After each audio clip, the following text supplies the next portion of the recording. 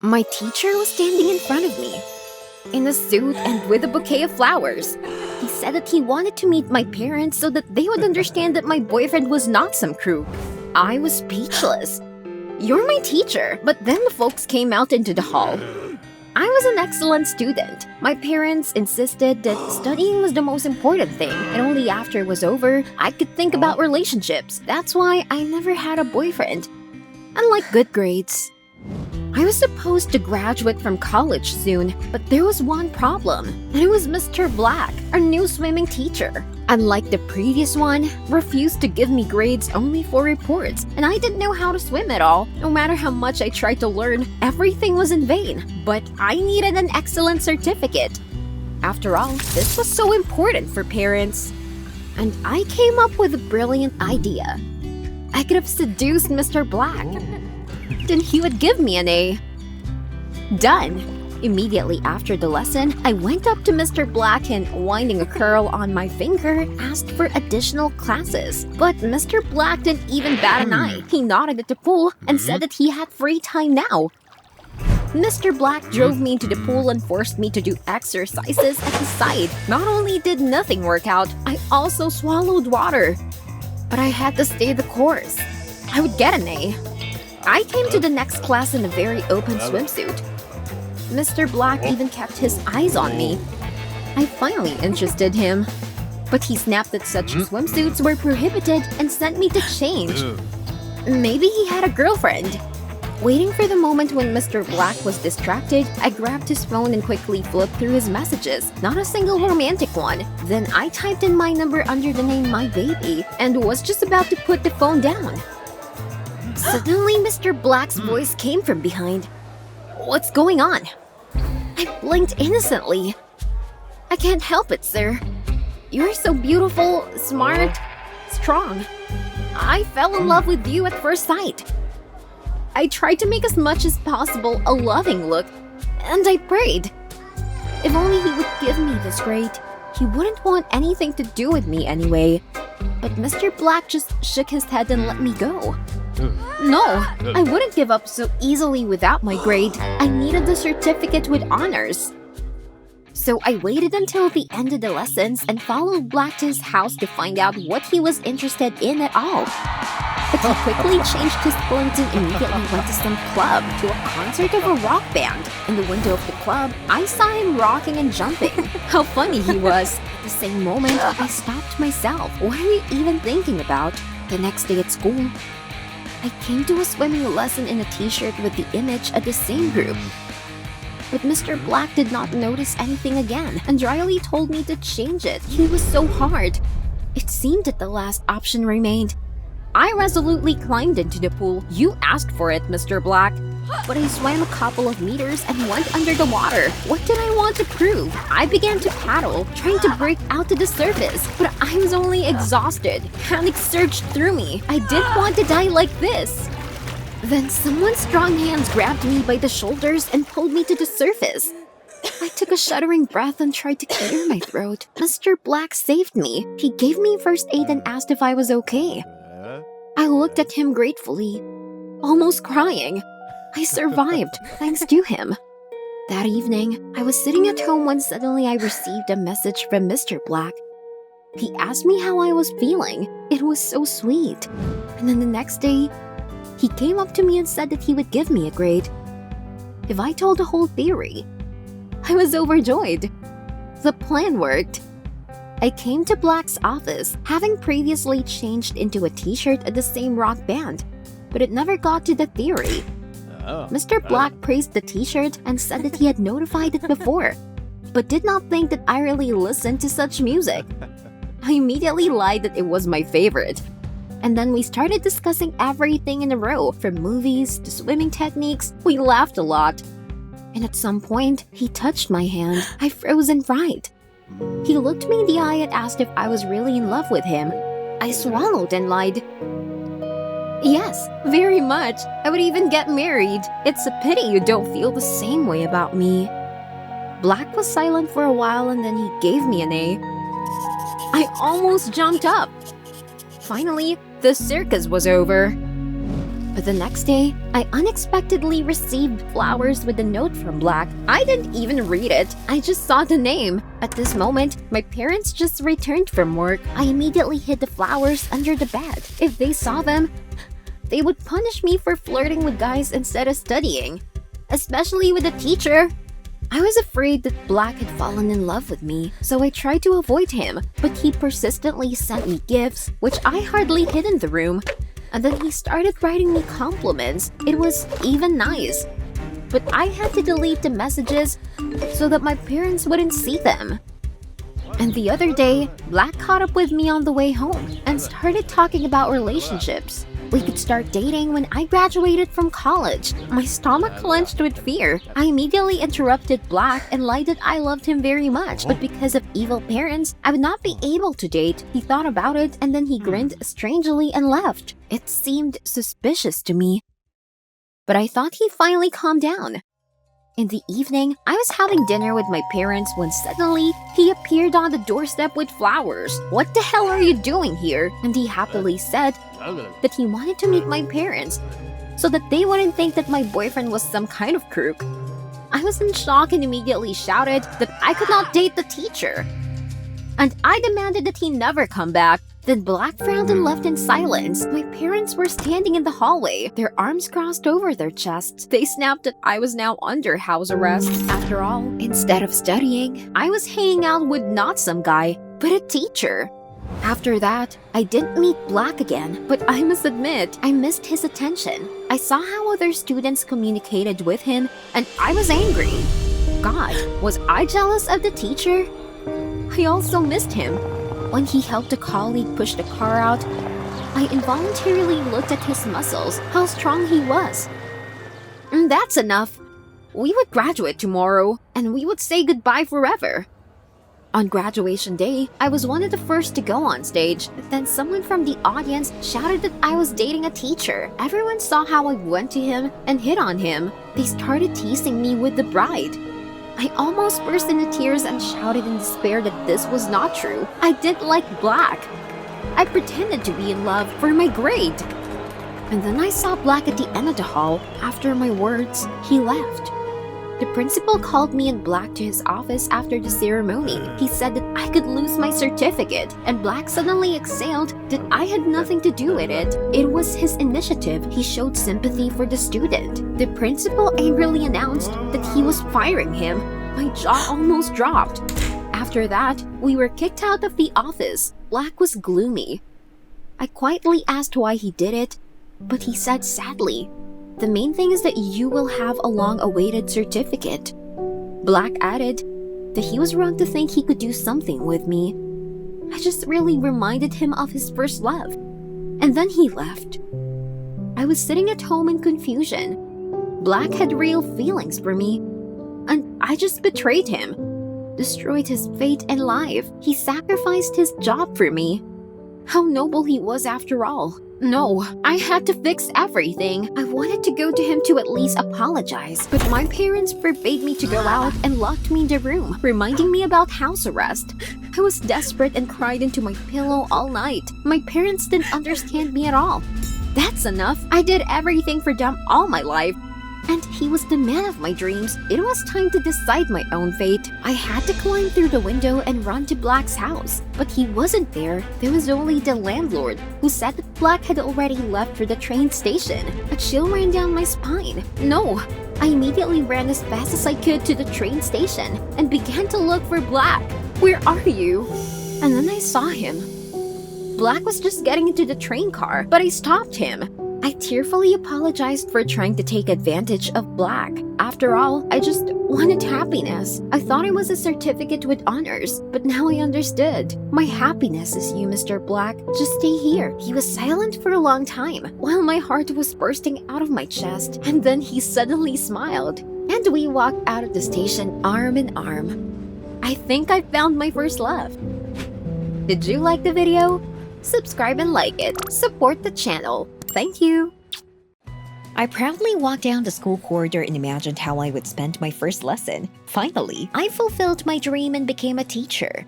And then I caught sight of the photo of the principal on the stand. Hell, it was Eric. When I was in high school, that asshole made my life a living hell. Eric and I were once best friends. I wanted to be a teacher, and he wanted to be a school principal. Everything was great up to one point. The best university in the country just announced an educational grant, but Eric and I agreed the strongest would win. But just before the competition, the whole school found out my main secret. I was adopted, and I only told Eric about it. My parents constantly reproached me that I was a stranger, and after Eric's act, everyone at school started teasing me an orphan. But something else became the last straw. In the final of the competition where I gave a speech, they threw garbage at me right on the stage and I was forced to run away. I had hated Eric ever since. I trusted him and he betrayed me. I was distracted from my thoughts by a familiar voice. Eric was waving at me from the other end of the school hallway. After everything that had happened, I was not even going to say hello to him. So I quickly slipped through the nearest door, and in a hurry, I hid under the first desk I saw. Eric was calling my name, and then he came into the classroom. His footsteps were getting closer. But suddenly the bell rang, and he left the classroom. Crouching, I crawled out from under the desk and suddenly noticed the surprised look of a teacher. She asked me menacingly what I was doing here. I tried to lie that I just dropped a pen, but she didn't believe me. Damn it. I didn't want to sound crazy on my first day, so I told her how their principal, Eric, had ruined my life. I was hoping for some support, but Nancy, that was the teacher's name, defended Eric. She said he was a great principal. They just adored him here at the school. My jaw dropped in surprise. Nancy continued. When Eric came here, the school's reputation was as bad as it could be. The previous principal was accused of corruption and kicked out of the school. And then this story was discussed in the press. But with the arrival of Eric, the school became one of the best. She was saying something else, but I wasn't listening. It seemed I had just come up with a plan for revenge. I would frame Eric, and I would make him leave school. This was the position he had dreamed of all his life. And I would destroy his dream, just as he destroyed mine. I spent a few days thinking about the plan and decided that I should give Eric a sedative and take a photo of us lying on the bed together. I would blackmail him with a fake pregnancy. To pull this off, I decided to throw a kind of welcome party for the school and invited everyone to my house, including Eric. Let's see what he says. Before the party, I bought a strong sedative and ordered a fake pregnancy test online. Great. Now everything was ready. I was looking forward to the evening and now it was finally here. The teachers had fun. We danced, talked, but Eric was still not here. Damn, I did this for him. The holiday was already coming to an end when suddenly Principal Eric appeared on the threshold. I cheered up and greeted him nicely. Eric apologized for being late and suddenly pulled out a bouquet of my favorite lilies from behind his back. Did he still remember that these were my favorite flowers? While the guests poured each other drinks, I quietly went to the kitchen and poured the sedative into a glass. Then I carefully gave the glass to Eric and made sure he drank it all. Wow, in 10 minutes, he would be sleeping like a baby, and I needed to get him to the bedroom as soon as possible. Eric, let's go upstairs. We have so much to discuss. I sang sweetly. Of course, he agreed. We were almost to my room when Eric stumbled on the stairs and almost fell. Damn, I overdid the sedative. I dragged him upstairs with difficulty and quickly opened the door to the room. I couldn't let anyone see us. Eric couldn't think straight at all and plopped down on the bed. I lay down on his shoulder as if we were hugging and took a few photos. Done. And now, 2 weeks later, the moment of truth arrived. I went to Eric's office and threw a pregnancy test right in his face. See what you've done? He immediately jumped up and began to assure me that he did not understand what I was talking about. Then I showed him a picture of us in bed and defiantly burst into tears. Maybe it's a mistake, he asked excitedly, but I shook my head. Eric, the ultrasound also confirmed. I'm pregnant with your baby. I continued. Either you write your letter of resignation today and I won't tell anyone, or I'll go to the press and give them our photos and this test. As I expected, this coward immediately decided to write a letter of resignation. I was about to leave when Eric admitted that he didn't like working as a principal. And now he could take care of the family. What family? Then Eric gently took my hand and said, "Do you think I'd leave you alone with a baby?" I was taken aback. What happened to Eric, who was willing to do anything for his career? Eric said he'd drive me and keep an eye on me for as long as it took. But as soon as we were on my street, I saw the fireman. Eric pulled on and then I realized that it was my house on fire. Oh no, I was in such a hurry that I forgot to turn off the iron. I wanted to run to my house, but Eric grabbed my arm. He told me not to risk my life. Now I needed to calm down. We could go to him and sort everything out. I tried to collect my thoughts. I really didn't have any other options right now. An hour later, we were at his house. I was in a terrible state, and Eric brought me a blanket. My eyes were closing, and I didn't even notice that I fell asleep in the living room. The next morning, I got out of bed, but suddenly I realized that I was in a strange place. Where was I? Oh, right. This was Eric's house. I cautiously went downstairs and saw Eric cooking something in the kitchen. As soon as he saw me, he put the plates of omelette on the table and invited me to breakfast. He was trying to be good again. That pissed me off. I lied that I was in a hurry to go to the hospital, and I decided to look for a place to move to. I was not going to live with this traitor. I didn't have any friends in the new town, so the first thing I did was go to that teacher Nancy. But she refused me a place to live, and everyone else from the school did the same. I allegedly framed their favorite principal and all that. So by the end of the day, I had no choice but to go back to Eric. I quietly entered the apartment, but then Eric called out to me. Damn it. He scared me. He was sitting on the couch in front of the TV, and it turned out was waiting for me to come. Eric invited me to watch a movie. Remember, we went to the movies together, he said. I didn't want to, but Eric wouldn't give up. What if I told you I'd bought your favorite pistachio ice cream? He added. I hadn't eaten since this morning. So be it. I decided to join him. For a while, it was easy for me. Eric was always joking, and I couldn't help but laugh. But then Eric touched my stomach, and I snapped back to reality. Soon, my deception would be revealed. I needed to move out of here faster. I pleaded fatigue and went to bed. I wouldn't be here tomorrow. I waited until Eric had gone into the bedroom, then decided to run. Still, it was better to go back to my parents than to live with a traitor. With the last money, I paid for a taxi, but at the station, it turned out that the ticket offices did not work. Damn it. Then, in the middle of a dark street, I noticed a man. Who was it? Suddenly, he rushed in my direction. It was a homeless man. I ran as fast as I could, but he was chasing me. When he almost got me, the glare of the headlights blinded my eyes.